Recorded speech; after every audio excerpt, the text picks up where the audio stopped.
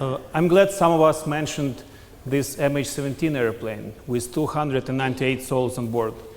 And I think it's only, you should realize that it's just a small portion of the hell which was brought to Ukraine by the rising Russian empire of Putin.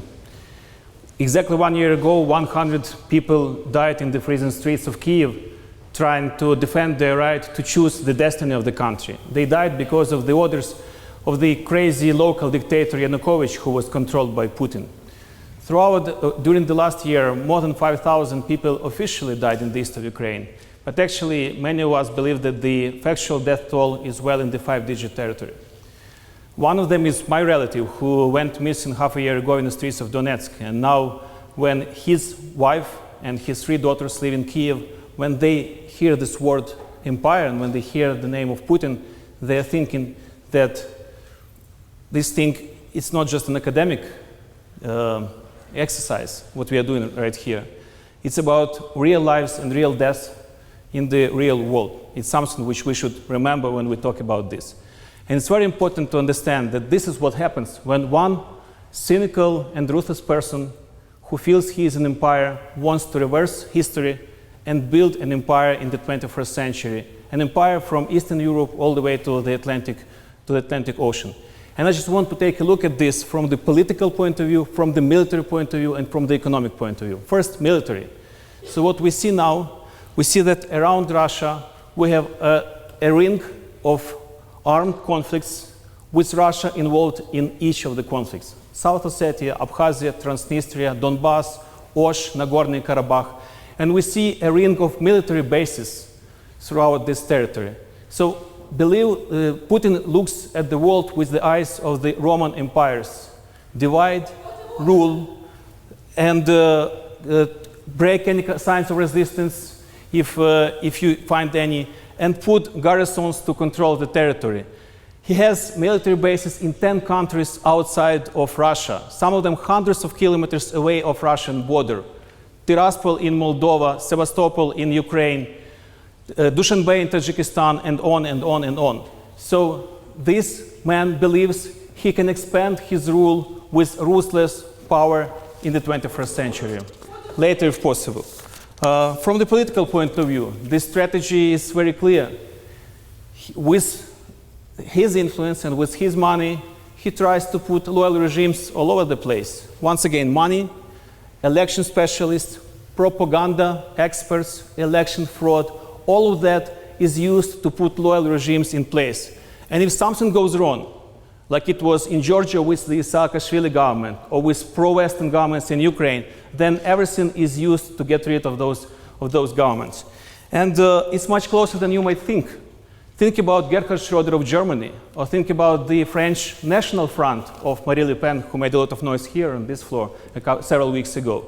Think about the Russian money which work all over the place. Probably you've heard about some cases which have happened in this country. So this is what political imperialistic strategy means. And finally, the economy. Liberal empire, it's something which Anatoly Chubais, a Russian businessman and a politician, mentioned as a tool to expand Russian rule in the new modern world. Well, in fact, it's not that liberal, it's not that sophisticated, it's much more substantial stuff. We are talking about gas pipelines, about oil refineries, about cell phone operators, and about electricity networks.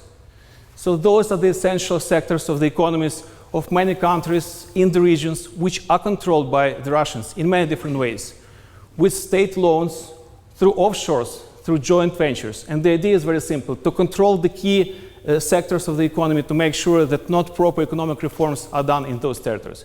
So for me, it's absolutely clear that Putin is building an empire. A more important question for us is, what kind of an empire he is building? Because we've seen many different empires in the human history. Many of them did terrible things, some of them did some noble things. So what kind of an empire is Putin building? It's no respect to human rights and civil liberties. It means that human life costs nothing. It means corruption, and I will not talk a lot about that in the presence of someone who has written a book, this Mafia State book. It also means kleptocracy. It means total intolerance to other cultures, languages, and religions. It means paranoia towards the West and sometimes to the whole world. So this is something that Ukraine wants to be away of. We are not running away from Russia.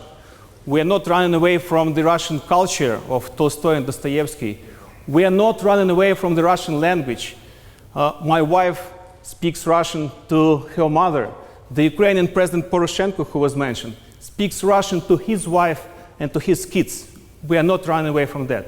But we are running away from the Russian Empire. Whatever you call it, the Russian Empire, the Soviet Union, the Russian Federation, you can change the lyrics, but music stays the same. And we want to get rid out of that, because many nations in that region are sick and tired of that. And I was thinking about one old lady whose name is Ida Hirschwitz. She is a survivor of Auschwitz. So she recollects when she was brought to Auschwitz, they were naked, they were undressed, they were shaved, and she says they still believed something bad would happen to them. They couldn't believe that tens of thousands people were being killed right next door. But it was happening.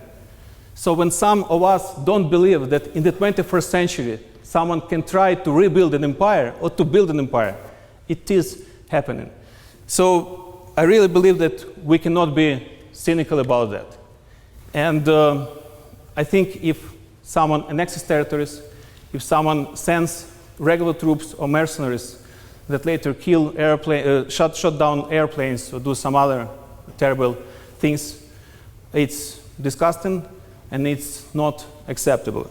So when you make your decision, I strongly encourage you to think that way and think about many people in Ukraine, in Georgia, in Kyrgyzstan or Tajikistan who want to decide their own future, who want their nations to choose their future. And ask yourself what kind of decision they would make if they were here in this hall. So I support the motion.